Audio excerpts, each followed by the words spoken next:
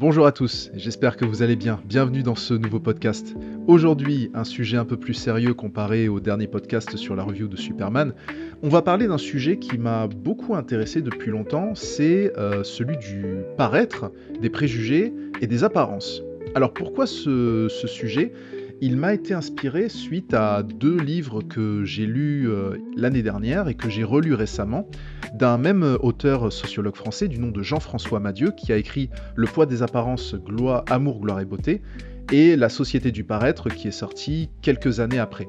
Ces livres sont un peu anciens, le dernier, La société du paraître, est sorti en 2012, donc il a un peu plus de 10 ans maintenant, mais c'est un livre qui a permis de refléter les préjugés que l'on peut avoir et les apparences, et le paraître notamment, vis-à-vis de la société, vis-à-vis des comportements, des interactions que l'on peut avoir entre les personnes. Et c'est un sujet qui m'a beaucoup intéressé parce que, au travers de beaucoup d'échanges que je peux avoir avec mon père, par exemple, eh bien, on a tendance à observer les personnes dans leurs attitudes, dans leurs échanges. L'endroit le plus courant où nous avons ce genre de sujet ou d'échange, ce sont les supermarchés.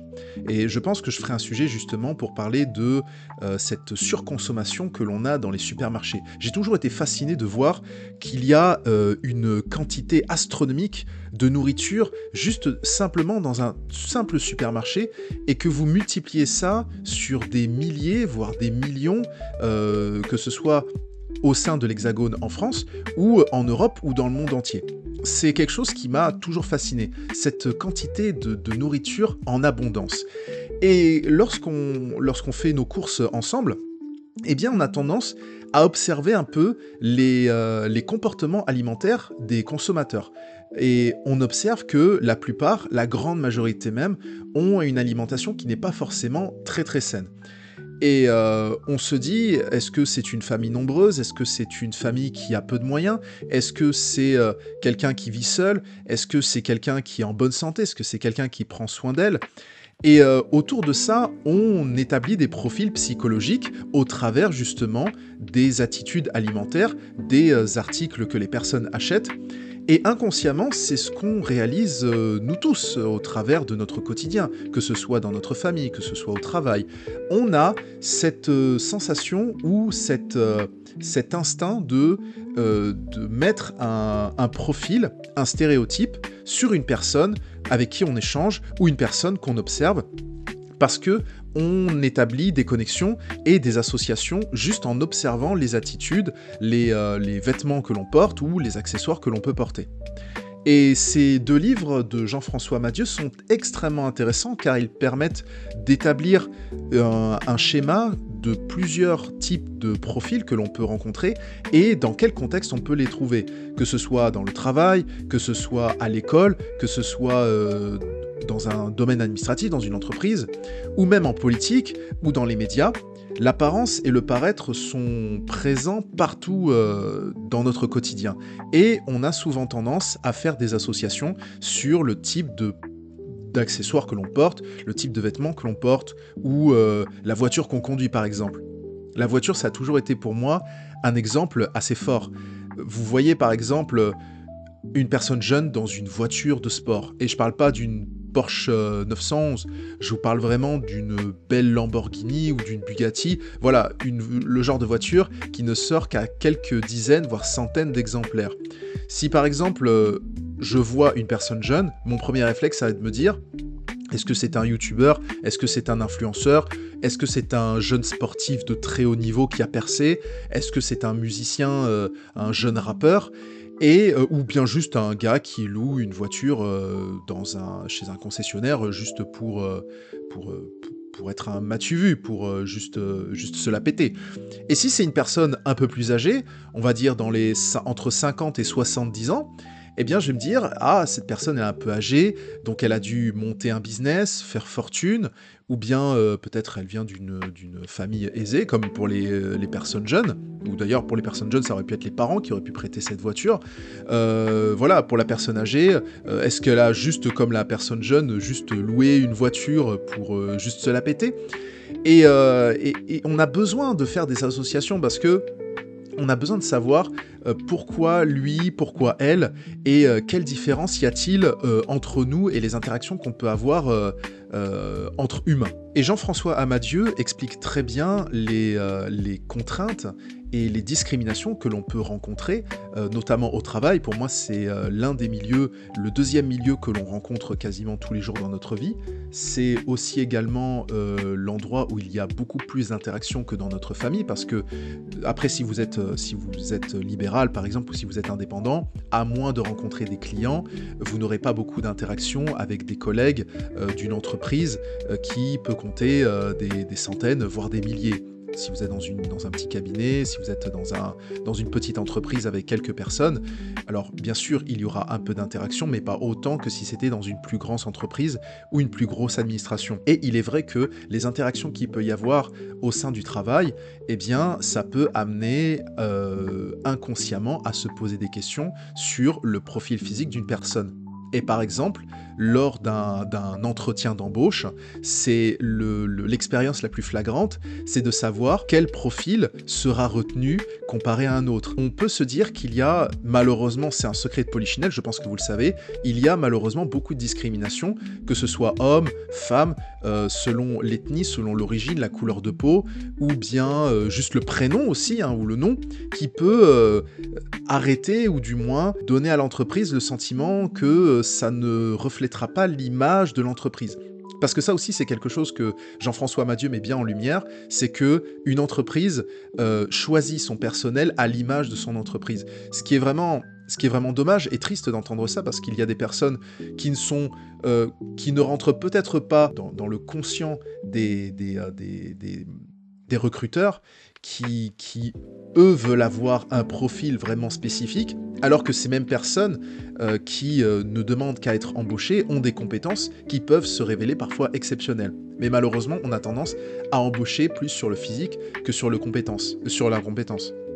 Et par exemple, il y a quelque chose d'assez intéressant et d'assez drôle dans ce que Jean-François Amadieu a expliqué, c'est que l'entretien d'embauche, eh bien, le maquillage, les artifices, chez les femmes, il peut y avoir une réelle compétition en termes de mise en valeur, de beauté qui peut être perçue. Alors peut-être que maintenant un peu moins, mais il y a à une certaine époque une véritable compétition entre les femmes pour savoir laquelle va être embauchée en fonction de la couleur de cheveux, en fonction du maquillage, en fonction de la pose, en fonction notamment du vêtement qui sera porté. Il me semble même qu'il y avait une histoire que j'avais entendue, comme quoi une jeune femme avait été licenciée d'une entreprise parce qu'elle portait une jupe qui n'était pas trop courte, mais qui perturbait le déroulé le bon fonctionnement de l'entreprise, et donc elle a été licenciée. Il me semble que c'était une assistante dentaire qui bossait dans une entreprise de plusieurs dentistes, et elle a été licenciée à cause de ça. Comme quoi, parfois, même quand on essaye d'être beaucoup plus beau, beaucoup plus attirant, eh bien ça peut se retourner contre nous. Donc faites attention aussi, si vous faites un entretien d'embauche, ne donnez pas trop d'apparence, ou du moins ne donnez pas trop d'artifice, sinon ça peut se jouer littéralement contre vous. Et il est aussi à se demander, au final, quel est l'impact au niveau des discriminations que l'on peut rencontrer. J'ai trouvé une brochure du site du ministère de la Défense sur les discriminations au travail, et un graphique très intéressant sur les parts de discrimination perçues par motif en tant que témoins. Donc c'est-à-dire que ce sont les personnes qui témoignent de ces discriminations, mais aussi les personnes qui sont extérieures à un événement, une situation, mais qui voient la situation. Et il y a plusieurs critères qui peuvent être extrêmement discriminants au sein du travail. L'apparence physique à 52%, le sexe à 49%, l'origine ethnique à 47%, la nationalité à 37%, l'âge avancé à 36%, les activités syndicales à 35%, l'état de santé à 31%, les convictions religieuses à 29%, l'orientation sexuelle ou l'identité de genre à 29%, le handicap à 27%, le jeune âge ainsi que la grossesse ou maternité, les deux à 25%, les opinions politiques à 22%, la situation familiale à 20% et d'autres critères à 12%. Et cela se ressent beaucoup plus dans le secteur privé, notamment les discriminations en lien avec le sexe, l'origine ethnique et l'apparence physique. Pour revenir aux couleurs de cheveux, comme je vous ai dit par exemple sur l'entretien d'embauche, la façon dont la coiffure va être bien et la couleur, il peut y avoir des perceptions ou des préjugés qui peuvent être pensés inconsciemment en fonction de la couleur de cheveux. Par exemple, les cheveux de couleur claire, les cheveux de couleur blond représentent, chez les femmes en l'occurrence, des signes de jeunesse, de beauté. En général, on pense à une femme blonde. Si vous fermez les yeux à un moment donné, vous pensez femme blonde, vous pensez jeunesse, fraîcheur. C'est un peu dur ce que je vais dire, mais vous avez compris. On va dire que c'est quelque chose d'un peu innocent.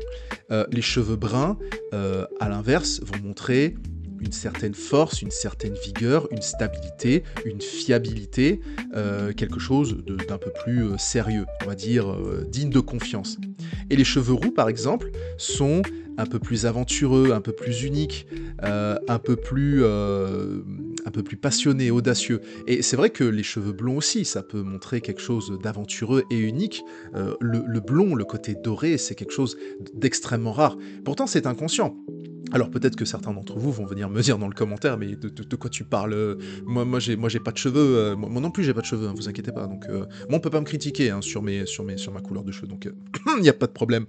Mais il est intéressant de voir qu'au final, ce n'est pas forcément les personnes qui auront des couleurs de cheveux différentes que vous allez regarder dans la rue qui vont vous donner la perception de ce côté jeune, beau, stable, fiable, unique, aventureux. Mais il y a, par exemple, de ce que j'ai pu remarquer dans les publicités, les médias, les réseaux sociaux ou même la politique, tout ce qui peut être imagé ou dématérialisé, tout ce qui peut susciter de l'intérêt ou bien de l'attirance, eh bien va donner une connotation ou bien une perception qui va être précise dans le choix par exemple de la couleur de cheveux ou bien de la pose, et cela va influencer énormément l'audience ou les personnes qui vont regarder. Par exemple, il a été montré que une célébrité qui va, qui va sortir un album ou bien qui va sortir une marque de vêtements, de chaussures, peu importe, eh bien celle-ci va avoir un impact justement sur son public. Et beaucoup de femmes, par exemple, qui ont vu, on va dire, leur chanteuse préférée, elle se teint en blond, eh bien, chez beaucoup de jeunes femmes, il va y avoir cette tendance à vouloir se teindre les cheveux exactement de la même couleur. Ou alors, moi, c'est un truc, la mode, par exemple. J'ai remarqué, il y a une mode qui sort de plus en plus. On va prendre les vêtements, parce que vous savez que je suis un très grand fan de sport, j'adore aller à la salle. J'ai remarqué qu'il y avait cette tendance chez les jeunes femmes d'avoir le vêtement Gymshark qui remonte complètement au niveau du fessier et qui donne une espèce de galbe incroyable, avec les fameuses chaussettes blanches qui remontent à mi-mollet et les Converse. Et bien sûr le haut crop top couleur rose, fuchsia, bleu, vert, émeraude, ce que tu veux. Et j'ai remarqué dans les salles de sport, c'était souvent pareil. Il y avait cette espèce de mimétisme que beaucoup de fit girls ou bien de filles qui vont à la salle adoptent. Et au final, je me suis dit, est-ce qu'on a besoin nécessairement de faire les choses par association ? Quand on a besoin de s'identifier, par exemple, on va dire une influenceuse fitness qui va faire ça, eh bien, on va forcément adopter le même style justement pour lui ressembler. Parce que c'est ça en fait le point central du livre de Jean-François Amadieu, c'est l'association, l'appartenance. Partez du principe que l'apparence, le paraître, les préjugements, tout ça, tout ce qu'on est en train de citer, c'est quelque chose d'ancestral. Pourquoi est-ce que je vous dis ça ? Dans l'ancien temps, les premiers hommes, lorsqu'ils vivaient dans des milieux hostiles, avaient besoin d'être en meute, le wolf pack, ils avaient besoin d'être ensemble. Le simple fait de quitter la tribu parce que vous étiez un paria, parce que vous étiez un danger pour la tribu, eh ben c'était synonyme de mort. C'est-à-dire que vous ne pouviez pas survivre dans un monde ou dans un environnement qui était hostile, peuplé de bêtes féroces, d'un environnement froid ou trop chaud, où vous ne pouviez pas vous couvrir, vous ne pouviez pas être protégé par la meute, par le clan, par la tribu, par la communauté. Eh bien, c'est exactement pareil. On a tendance à vouloir s'associer aux personnes qui nous ressemblent. Parce que se détacher de du groupe, de la communauté, eh ben, on est vu un peu comme la personne solitaire qui ne va pas survivre et inconsciemment, et ça c'est comme n'importe quel être humain partout dans le monde, on a peur de la mort. On a peur de la mort. La personne qui me dit « je n'ai pas peur de la mort », bon bah c'est un véritable giga Tchad, hein. C'est-à-dire qu'il est capable... D'ailleurs, on dit souvent que un homme qui n'a plus rien à perdre, c'est un homme dangereux. C'est pas mon truc, hein, mais en général, la grande majorité de l'humanité qui foule encore cette terre a peur de la mort. Et en général, on a peur d'être seul. Je n'arrive pas à concevoir les gens qui me disent moi, j'aime pas vivre avec les gens, je préfère vivre seul. C'est absolument faux. Pour la simple et bonne raison que les personnes ne peuvent pas vivre seules. On a besoin forcément de connexion et d'interaction. Même si c'est en dématérialisé, même si c'est très loin de chez nous, on a besoin de communiquer avec les personnes. Pourquoi je vous dis ça ? Parce que je repense au film Je suis une légende avec Will Smith, où c'était un homme seul qui vivait absolument seul avec son chien. Bon, là, il avait un chien, puis après, il était mort. Désolé, hein, c'est pas un spoiler, si vous l'avez pas vu, c'est votre problème. Mais je n'arrive pas à concevoir quelqu'un qui puisse vivre seul. Par exemple, pendant le Covid, ça a été l'une des meilleures expériences qu'on ait pu voir. Parce qu'on a pu constater que des personnes sont rentrées en totale dépression parce qu'elles n'avaient plus aucune communication. Et ça se voit même avant Covid ou après Covid. Vous avez beaucoup de personnes qui sont tellement seules et solitaires qu'elles vivent mal. Et quand elles vous disent « oui, je vis très bien », c'est faux. C'est absolument faux. On a besoin de discuter avec quelqu'un, même si c'est simplement votre facteur ou que ce soit votre commerçant. Vous lui dites bonjour, mais vous savez que vous avez eu un échange avec quelqu'un. C'est impossible qu'une personne vive seule. J'ai eu cet échange avec une personne très proche de moi qui m'a dit « moi, j'aime pas vivre avec les gens, je déteste les gens, je préfère vivre seul. » Moi, je lui ai dit « non, c'est pas possible. Tu auras forcément une connexion avec quelqu'un, qu'elle soit très éloignée ou très proche, même si c'est juste un simple bonjour, parce qu'on a besoin d'interaction. Et ça, c'est propre à l'être humain. On a besoin d'échanger avec les personnes. Ne pas pouvoir échanger, c'est ne pas pouvoir interagir. Et l'homme est un animal sociable. Ça, je pense que vous avez déjà entendu cette expression des milliers de fois chez des influenceurs qui veulent vous vendre comment l'être humain fonctionne alors qu'ils ont arrêté l'école en 5e. Mais voilà, l'être humain a besoin d'obtenir des connexions entre elles. Sinon, c'est la mort assurée. Et il y a une expérience extrêmement intéressante qui a été diffusée sur France 2 il y a 2-3 ans, il me semble, qui s'appelle Nous les Noirs. Et une expérience qui a été faite au départ en Amérique, aux États-Unis dans les années 1940, et qui a été reproduite là actuellement. Je vais vous passer un extrait et vous allez voir ce que ça donne. Quelle est la poupée que tu préfères ? Pourquoi ? Carquet. Parce que quoi ? Carquet, c'est mon préféré. Celle-là, Pourquoi ? parce que ma sœur, elle joue que avec ses poupées blanches. Ce serait la blanche moi. Pourquoi ? Parce que j'aime bien ses yeux bleus. Quelle est la poupée la moins jolie ? Celle-là, Pourquoi ? je sais pas. Parce qu'elle est noire. Quelle est la poupée la moins jolie ? La noire. Parce que j'aime pas trop le noir. Pourquoi ? Parce que tous les enfants de mon école, ils sont blanches. Et moi, quand je serai grande, je mettrai de la crème pour devenir blanche. Et ce qui a été très intéressant dans cette expérience, c'est qu'on a soumis à ces jeunes filles noires 2 types de poupées. Une poupée blanche aux yeux bleus et une poupée noire aux yeux marrons. Eh bien, le résultat est sans appel. 100% des jeunes filles noires qui ont été interrogées ont préféré la poupée blanche aux yeux bleus à la poupée noire aux yeux marrons. Il faut savoir que, pour revenir un peu en 1940, à l'époque où, aux États-Unis, il était assez difficile d'être noir à l'époque de l'apartheid, eh bien, la personne de couleur noire n'était pas vue comme une personne qui était forcément positive.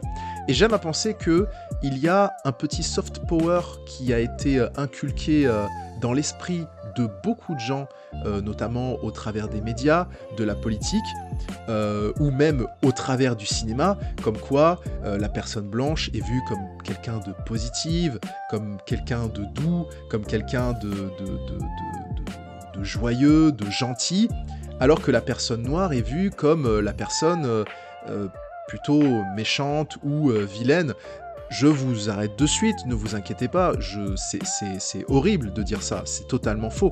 Mais il faut savoir aussi qu'il y a une histoire assez dure et profonde concernant le passé des communautés noires aux États-Unis, qui n'est pas pareil qu'en France. Mais c'est assez intéressant de savoir que l'expérience avait été exactement la même en France à notre époque, donc dans les années 2000, versus aux États-Unis dans les années 1940. Alors que, au final, le résultat est exactement pareil. C'est assez intéressant de voir que on préfère s'associer à des personnes qui montrent quelque chose d'un peu plus positif, d'un peu plus joyeux. Et la réponse de l'une des jeunes filles, comme vous avez pu entendre, c'est que elle dit à un moment donné, je préfère choisir la poupée blanche, et plus tard, quand je serai grande, je me mettrai de la crème pour être blanc. Et c'est assez difficile à entendre. Enfin, j'imagine pour les parents qui doivent se dire, nous sommes un peuple, nous sommes une famille noire ou une communauté noire qui vit au milieu de gens blancs, alors que je pense que en Afrique, l'expérience aurait été complètement différente. Je pense que si on aurait fait l'expérience dans un autre contexte, il faut aussi se dire, comme je vous ai dit tout à l'heure, qu'il y a un gros concept de soft power. Le soft power, c'est un peu le concept on va dire un concept de propagande pour amener les masses à choisir un bord plutôt qu'un autre, mais sans violence, c'est-à-dire de manière assez douce. Alors que le hard power, c'est vraiment une propagande beaucoup plus forte, comme par exemple l'intimidation ou bien la violence, qui ne sont pas du coup faites dans ce cas de figure. Soft power qu'on peut retrouver dans la musique, dans le cinéma, dans les films, dans la télévision. Et tout cela nous amène un peu à ce concept d'association, comme je vous ai dit, c'est-à-dire de vouloir se rapprocher dans une communauté dans laquelle on a envie d'être accepté, dans le fait qu'on a envie d'être ensemble. Alors que si on est rejeté, et je pense que c'est ces jeunes filles, ce qu'elles ont exprimé justement, c'était la peur du rejet. La peur d'être rejetées dans une communauté pour laquelle elles ne sont pas totalement associés, si vous voyez ce que je veux dire. C'est-à-dire que ce sont alors, pas en France, mais aux États-Unis par exemple, la plupart étaient des descendants d'esclaves noirs.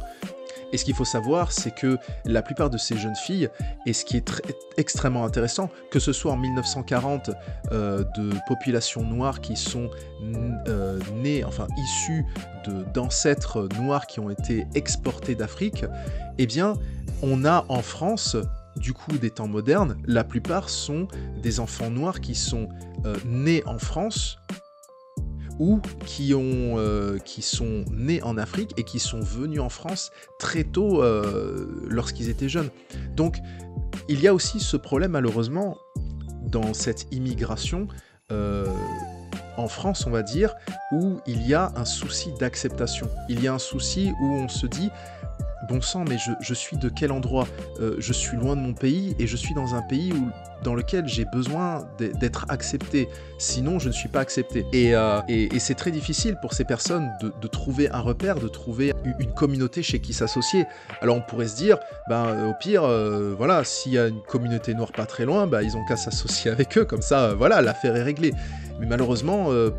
quand on immigre dans un pays, on ne trouve pas forcément les communautés là où on veut. C'est pas en Ariège, à Saverdin, qu'on va trouver une communauté noire avec qui s'associer. C'est extrêmement difficile, surtout quand on est jeune et qu'on n'a pas de repères et qu'on a, par exemple, je sais pas, une famille d'un autre pays vient s'installer dans un pays avec des codes, une culture qui est totalement différente. Eh bien, on aura besoin de s'associer avec une autre communauté pour ne pas se sentir rejeté. Et je pense que le rejet, c'est quelque chose qui est extrêmement dur dans la nature humaine. Comme je vous ai dit tout à l'heure, le fait d'être rejeté de la meute, d'être le paria, le mal vu, eh bien, c'est presque synonyme de mort. Et on ne veut pas mourir. On ne veut pas être associé à quelque chose de négatif. Donc on préfère choisir quelque chose qui ne va pas nous ressembler nécessairement comme pour les poupées noires ou les poupées blanches, mais quelque chose qui, inconsciemment, va nous permettre de nous rapprocher un peu plus de la communauté ou bien du groupe qui nous acceptera après sur du long terme. Et à l'école, d'ailleurs, notamment, qui est souvent le point de départ des débuts de préjugés, on a tous vécu, je suis sûr, si vous m'écoutez, vous avez sûrement dû vivre peut-être un traumatisme plus ou moins léger ou plus ou moins lourd selon chacun. Par exemple, si vous étiez vu comme quelqu'un de trop gros ou trop grosse, trop mince, ou bien trop métisse ou trop noir, ou pas assez ci ou pas assez ça. Et j'aime à penser que 90% des discriminations que l'on peut avoir est un peu le reflet de ce que les parents inculquent à leurs enfants. Parce que quand on est tout petit, on ne perçoit pas ces différences. Quand on est à la maternelle, je pense que, enfin la maternelle et même un peu plus tôt encore, on n'a pas cette perception de ne pas aimer l'autre pour son critère physique ou bien par sa morphologie. C'est pas quelque chose qu'on va remarquer chez les autres. Mais l'influence des parents a énormément d'impact. Les jugements que les enfants vont avoir les uns vis-à-vis des autres. Et il y a quelque chose qui m'a toujours fait rire maintenant que j'y repense, je suis en train de vous en parler.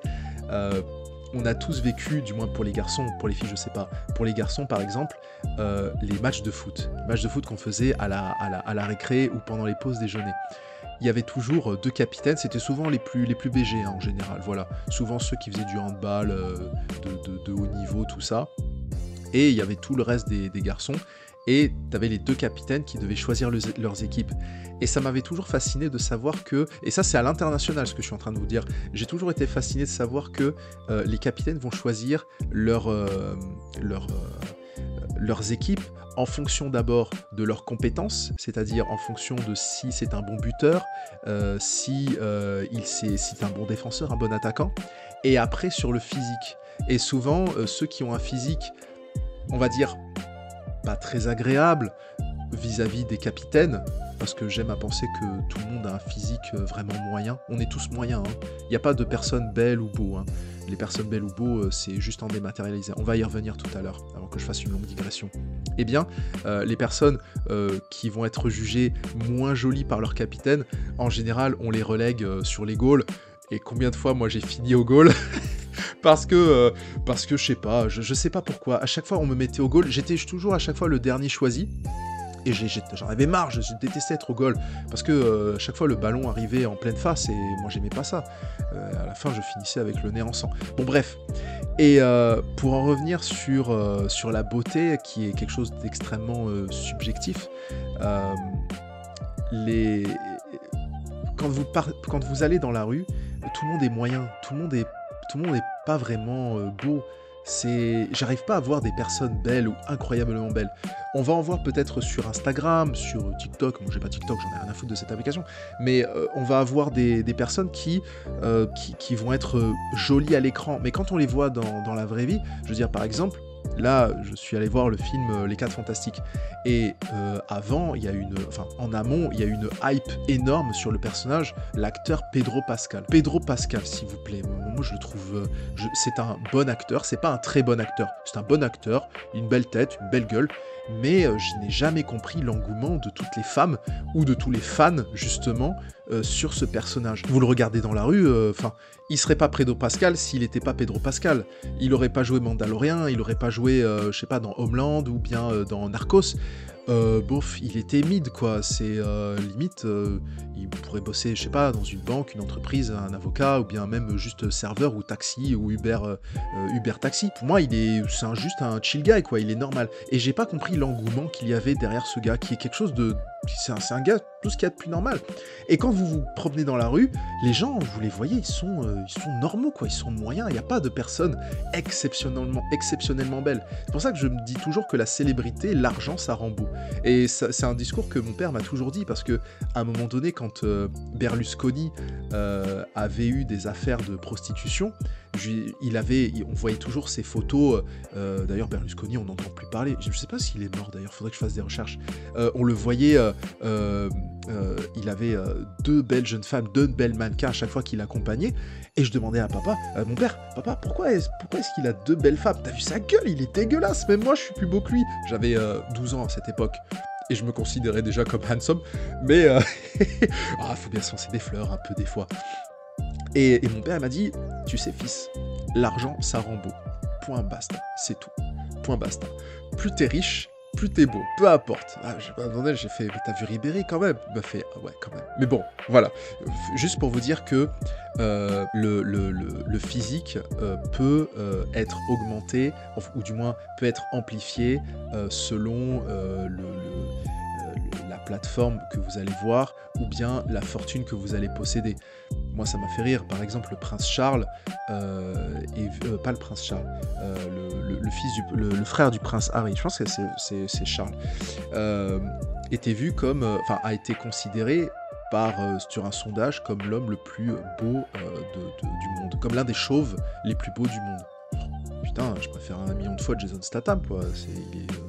Ou The Rock, non, The Rock il vieillit mal. Jason Statham, il est très bien, mieux que Vin Diesel d'ailleurs. Mais voilà, hein, ce sont des critères qui font que il y a des personnes qui vont être plus jolies que d'autres, mais encore une fois, on va dire que c'est l'image, la photographie, la pose qui va être faite ou mise en valeur.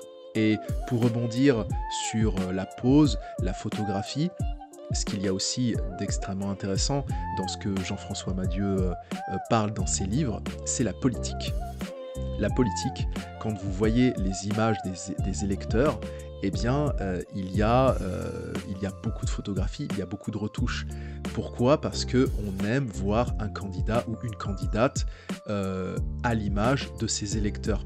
Et je me souviens de cette scène dans House of Cards où vous aviez Claire et Frank Underwood qui étaient, il me semble qu'ils étaient déjà présidents, Frank était déjà président du coup suite à la destitution de son prédécesseur, et il voulait lancer une nouvelle campagne pour être vraiment élu président des États-Unis. Et à un moment donné, lui et son épouse Claire utilisent une application qui a existé d'ailleurs lors de l'investiture d'Obama, où on prenait des personnes, ou du moins quelques profils, qu'on transposait avec le visage du candidat pour lui ressembler. Parce qu'on avait besoin de s'identifier, encore une fois, par association avec les personnes qui nous ressemblent. Et plus on faisait ça, et plus ça nous permettait d'avoir un auditoire, ou du moins d'avoir des électeurs qui pouvaient nous suivre. Ce qui est une technique vraiment exaspérante et pas très légale, j'ai envie de dire, parce que ça amène un peu l'électorat ou l'audience à vouloir choisir un parti plus qu'un autre. Et encore une fois, au final, comme pour le travail, ce n'est pas forcément les compétences qu'on a envie de choisir, mais c'est le physique, parce qu'on joue par association, on joue par appartenance, par groupe, par communauté. Ce qu'il faut que vous sachiez, que ce soit en politique, que ce soit dans les médias, que ce soit à l'école, que ce soit dans n'importe quel domaine, en amour ou autre, tout est question de séduction et susciter l'adhésion. Donc voilà, nous arrivons au terme de ce podcast. Je ne voulais pas le faire trop long parce que, comme vous avez pu le comprendre, c'est un sujet qui demande beaucoup plus d'entretien, d'explications.